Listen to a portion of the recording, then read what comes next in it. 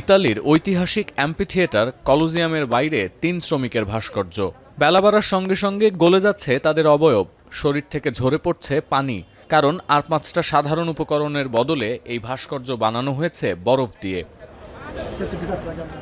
তাপপ্রবাহের ঝুঁকিতে থাকা শ্রমিকদের স্বাস্থ্যের ওপর জলবায়ু পরিবর্তনের প্রভাব কেমন হতে পারে তা তুলে ধরতেই ব্যতিক্রমী আয়োজন আন্তর্জাতিক পরিবেশবাদী সংগঠন গ্রিনপিসের।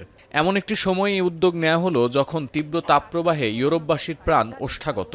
কিন্তু যারা খোলা আকাশের নিচে দৈনিক ৬ থেকে ১২ ঘন্টা কাজ করছেন, তাদের স্বাস্থ্য নিয়ে তেমন উদ্বেগ নেই বৈশ্বিক সংগঠনগুলোর। We are here in Rome during this heat wave to show the impact of climate change on common people, in particular on workers. The fossil fuel industries during the year have a historical responsibility on the climate change. জলবায়ু পরিবর্তনের জন্য জীবাশ্ম জ্বালানি শিল্প এককভাবে সবচেয়ে বেশি দায়ী। আয়োজক গ্রিনপিসের সদস্যরাও মনে করেন, বিশ্বব্যাপী কার্বন নিঃসরণের প্রায় ৩/৪ আসে কয়লা, তেল ও গ্যাস থেকে। তাই এই অসহনীয় তাপপ্রবাহের মধ্যেই নবায়নযোগ্য জ্বালানির প্রসঙ্গ বারবার সামনে আসা উচিত।